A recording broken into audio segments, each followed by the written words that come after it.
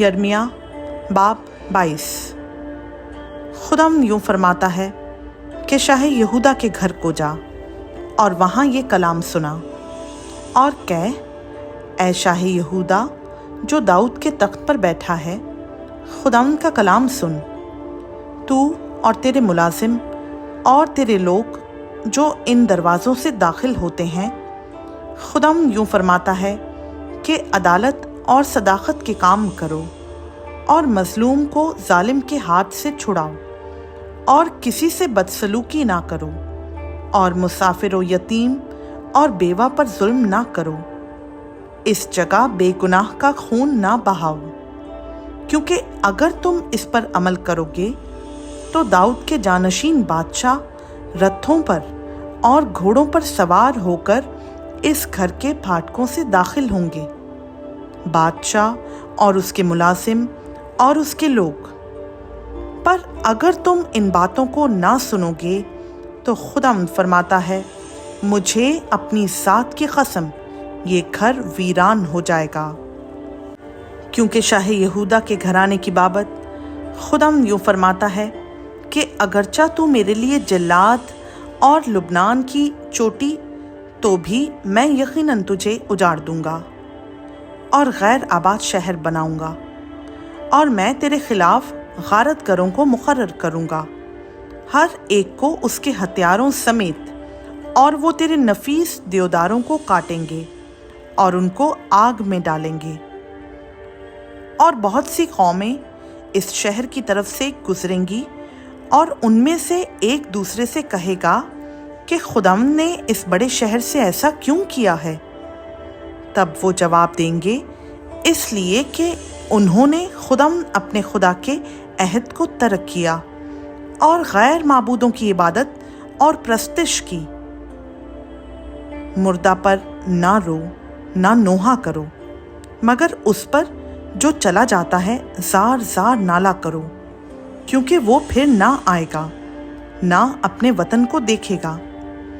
क्योंकि शाह यहूदा सलूम बिन यूसिया की बाबत, जो अपने बाप यूसिया का जानशीन हुआ और इस जगह से चला गया, खुदाम यूँ फरमाता है कि वो फिर इस तरफ ना आएगा, बल्कि वो उसी जगह मरेगा जहाँ उसे असीर करके ले गए हैं, और इस मुल्क को फिर ना देखेगा। उस पर अफसोस जो अपने घर को बेइंसाफ़ी से और अपने बाला खानों को जुल्म से बनाता है, जो अपने पड़ोसी से बेगार लेता है और उसकी मजदूरी उसे नहीं देता, जो कहता है मैं अपने लिए बड़ा मकान और हवादार बाला खाना बनाऊंगा, और वो अपने लिए झंझरियाँ बनाता है और देवदार की लकड़ी की छत लगाता है और उसे शंगरफी करता है। क्या तू इसीलिए सल्तनत करेगा कि तुझे देवदार के काम का शौक है? क्या तेरे बाप ने नहीं खाया पिया और अदालत और सदाकत नहीं की, जिससे उसका भला हुआ? उसने मिस्कीन और मोहताज का इंसाफ किया, इसी से उसका भला हुआ। क्या यही मेरा इरफान ना था? खुदा फरमाता है, पर तेरी आँखें और तेरा दिल फ़ख्त, लालच और बेगुनाह का खून बहाने और जुल्म व सितम पर लगे हैं।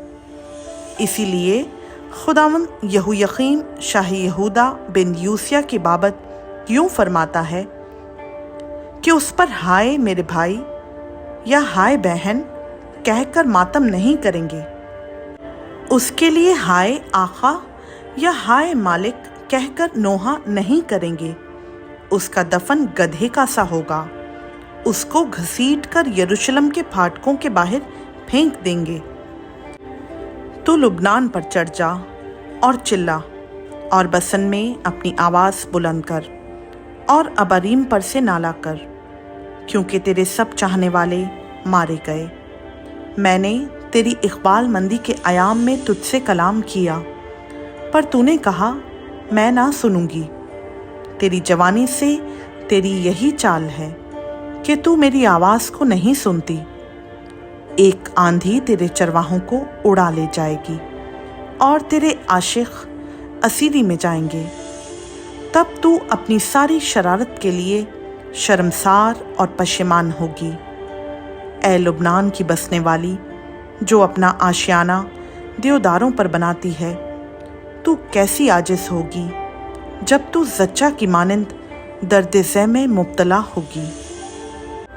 खुदावंद फरमाता है, मुझे अपनी हयात की कसम, अगरचा तू ए शाही यहूदा कोनिया बिन यहूयकीम मेरे दहने हाथ की अंगूठी होता तो भी मैं तुझे निकाल फेंकता, और मैं तुझको तेरे जानी दुश्मनों के जिनसे तू डरता है, यानी शाह बाबल, नबूकत रज़र और कस्तियों के हवाला करूँगा।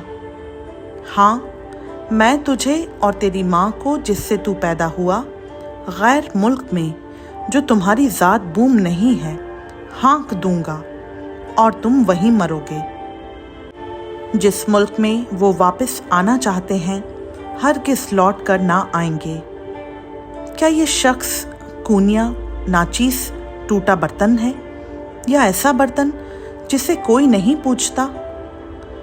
वो और उसकी औलाद क्यों निकाल दिए गए और ऐसे मुल्क में जलावतन किए गए जिसे वो नहीं जानते? ए ज़मीन, ज़मीन, ज़मीन, खुदावंद का कलाम सुन। खुदावंद यूँ फरमाता है कि इस आदमी को बे औलाद लिखो जो अपने दिनों में इकबाल मंदी का मुंह ना देखेगा, क्योंकि उसकी औलाद में से कभी कोई ऐसा इकबालमंद ना होगा कि दाऊद के तख्त पर बैठे और यहूदा पर सल्तनत करे। खुदावंद का पाक कलाम का पढ़ा, सुना, समझा और कबूल किया जाना हम सबों के लिए बाइस बरकत हो। आमीन।